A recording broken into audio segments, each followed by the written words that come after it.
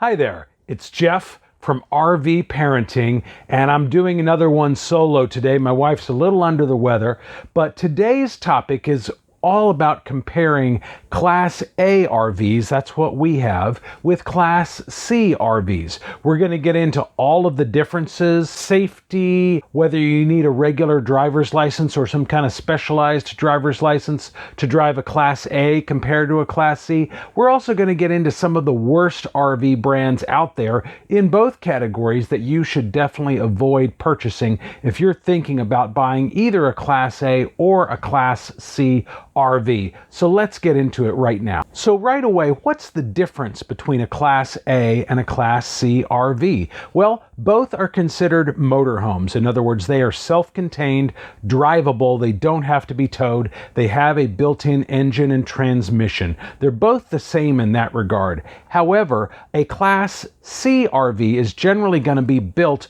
around either a truck or a van cab. In other words, the driver's area is essentially going to be exactly the same as a truck or a van, where a Class A RV is not going to be built that way. Also, generally speaking, Class A RVs are going to be much longer, anywhere from, say, 30 to 45 feet in length, whereas a Class C is going to be about 20, maybe 31, 32 feet at most. So Class Cs are definitely shorter. Also, Class Cs tend to have a bed over the driver's area. They call it an overhang, and it kind of sticks up over, has a ladder typically, allows somebody to sleep directly above the driver and passenger seats. While my wife claims to have seen that once in a Class A RV, I've never actually seen that. So they're rare if they happen at all. The other primary difference that can happen between a Class C and a Class A is that sometimes Class A RVs run on diesel and not regular gasoline. And with Class A's, generally it's going to be the bigger Class A RVs that run on diesel, the ones that are 35, 40, 45 feet in length. Those are often diesel, maybe even have air brakes like an 18-wheel truck, and a few other things like that. The smaller Class A's, and even the Class A that we have, which is 34 feet by Newmar, it's the Baystar, that doesn't have diesel. It's regular gasoline. I kind of like that better. I've never driven a diesel vehicle though, so I don't really have a strong opinion about it.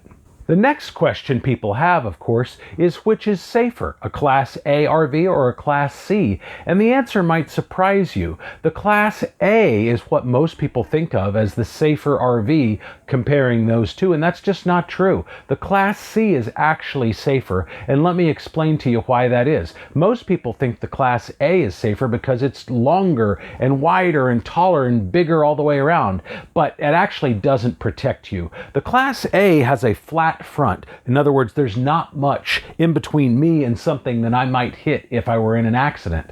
A Class C, again being built on that truck or van cab, has a large hood area, and inside of that hood is a large engine. All of that acts as cushion in the event of an accident.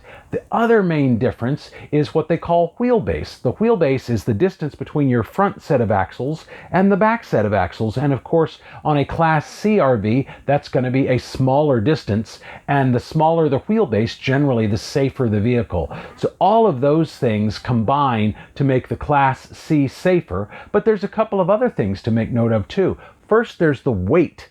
A Class C is always going to weigh less than a Class A. A Class C could weigh maybe 14,000 pounds or so, whereas a Class A RV can be anywhere from 18,000 pounds up to maybe 30,000 pounds. It's significantly heavier in most cases. And of course, with that heavier weight and bigger size of the Class A just has a much longer stopping distance too. So if you're involved in a wreck, you slam on brakes, that Class C is going to come to a stop well before the Class A. Another great question that people want to know when they're considering buying a Class A or a Class C RV is, what are the brands to avoid? What are the worst brands of motorhome out there? And I will say that we looked at a lot of motorhomes before we decided to purchase this Newmar Baystar in 2020. However, We saw lots of RVs that looked good. We talked to lots of RV dealers. We heard a few horror stories from some dealers that were really honest and upfront with us about certain brands. And of course, you can read a lot on the internet as well. Ultimately, we're talking about opinions here, and everyone's opinion might be different. However, I think the worst brand I can think of is probably going to be Thor. And that was confirmed for us by several of the dealers we spoke to. Thor is what you see most listed when you look for used RVs. You see that brand way more often than you do anybody else, and that's because a lot of these people are trying to ditch their Thor and get something better. One of the dealers that we spoke to at Crestview RV in Buda, he actually said that he was test driving a Thor RV, a brand new one, with a customer, and they, for some reason, had to slam on brakes a little bit when they were out for the test drive, and the front windshield actually went flying out of the RV. Imagine that guy's embarrassment. But Thor isn't the only one that you may want to question or avoid. Forest River is another one that has quite a few complaints out there if you read forums, Facebook groups, etc. And Fleetwood is another one as well. I will say, though, when I looked to research this a little bit, I saw some names on there like Winnebago and Jayco, and I know that they also make some very high quality RVs. So I think that almost any brand out there probably has some models that are not great and some that are excellent. And almost without exception, I think you're going to find that across the board. It's almost impossible, I'm going to say this also, it's almost impossible to buy a brand new RV and not have to do some work on it, typically under warranty. But almost any RV is going to need a few things. So honestly, the best way to go is to probably buy an RV that's low mileage, that's about 1 to 2 years old. Generally, the warranty kinks and things like that have already been worked out on those RVs.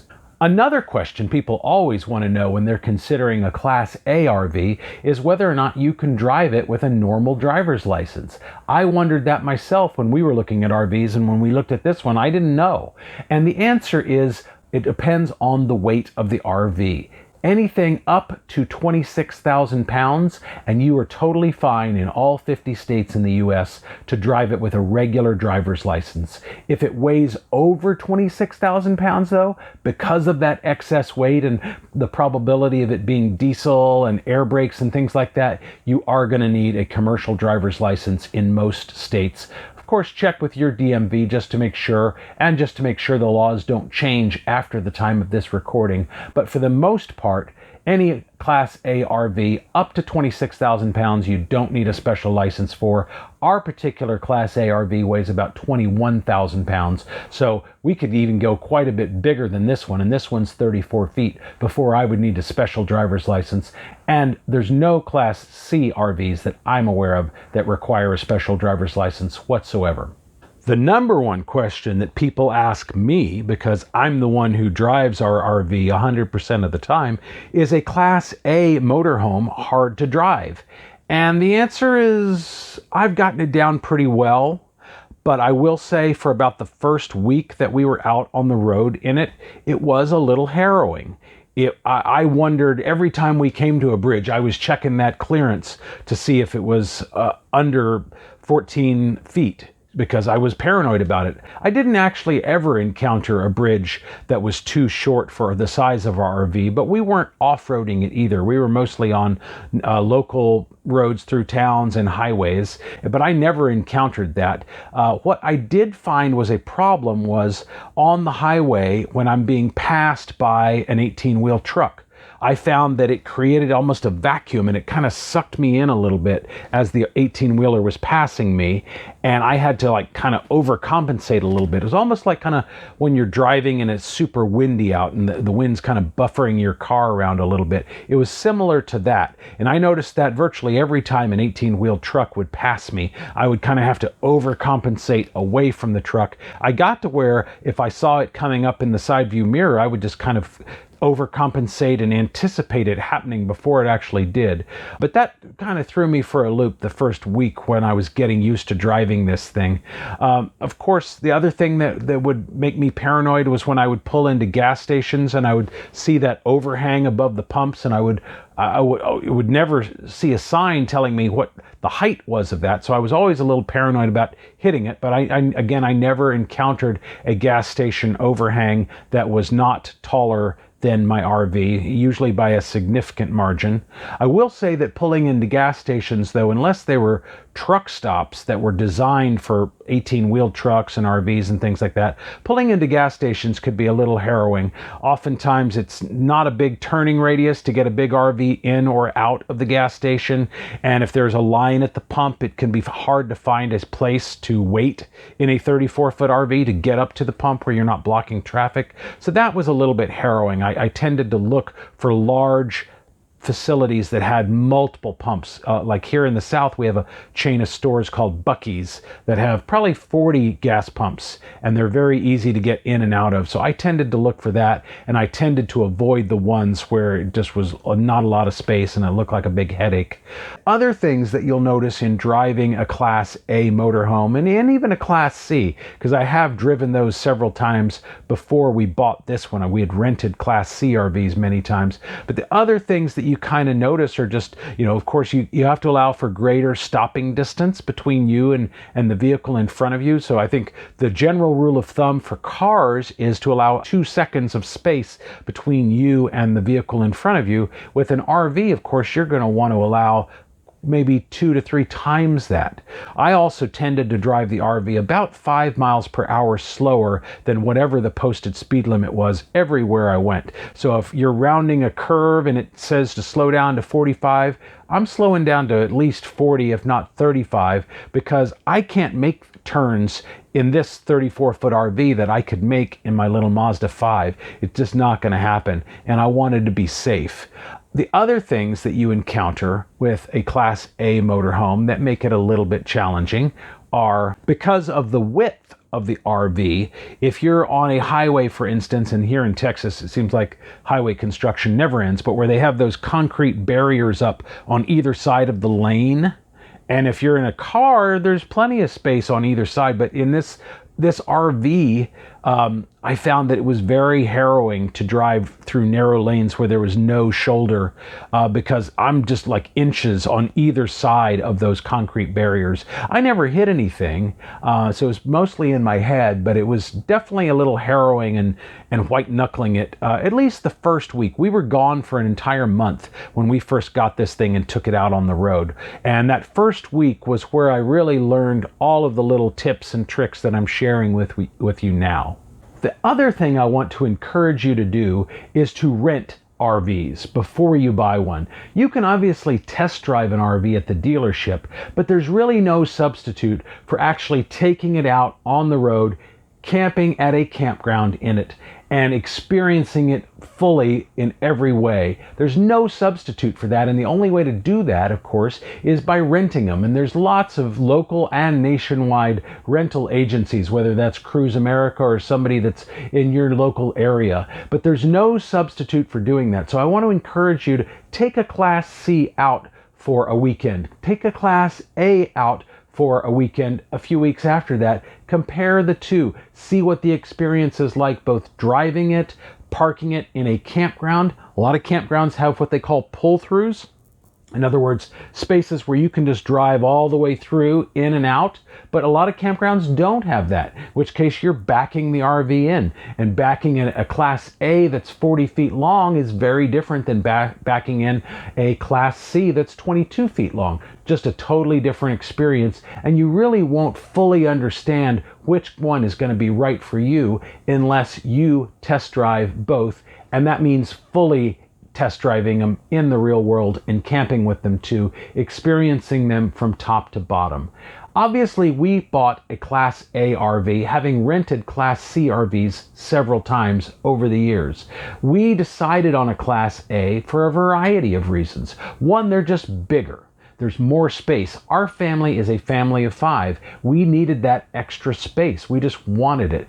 Also, the Class A RVs tend to be on the nicer end. Now, our RV is not what they would call a luxury RV. It's probably just at the top end of the entry-level Class A RVs, right below where the luxury ones really start. But it is significantly nicer than any of the Class C RVs that we rented.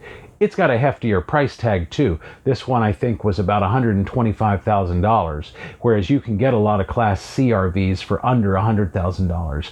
But we wanted those kind of bells and whistles so that we could really enjoy our time on the road. And so those were big factors. Safety was not as much of a factor because I was confident in my ability to drive the vehicle safely and defensively and paying attention to the road. Obviously, no RV is going to be completely immune from getting into accidents, and we'll probably have one sooner or later. But I wasn't overly concerned with safety as my number one priority because we wanted the luxury and the amenities and the size of a Class A because we felt it better fit the needs of our family of 5. So I mentioned price briefly in that last segment, but what is the price difference between a Class A and a Class C RV? Well, if you're talking about a new RV, a Class C RV is probably going to vary somewhere between $75,000 and probably $95,000, maybe $100,000. It's kind of rare to see a Class C over that $100,000 mark unless it's got a lot of added bells and whistles. A Class A RV, by comparison, is pretty much never going to be under $100,000, and some of them are several $100,000. The luxury ones can be up to $1 million, although that's a little rare. Our RV, again, this is a Newmar Baystar 2020. We paid about $125,000 for it. And the Newmar Baystar is kind of the low end of Newmar. Newmar is a great RV company. I encourage you to check them out. They have some that are on anywhere from $200,000, $300,000 and up. But a Class C is always going to be cheaper. And as I mentioned earlier in the video, I do recommend buying a late model that's maybe 1 to 2 years old RV, not a brand new one.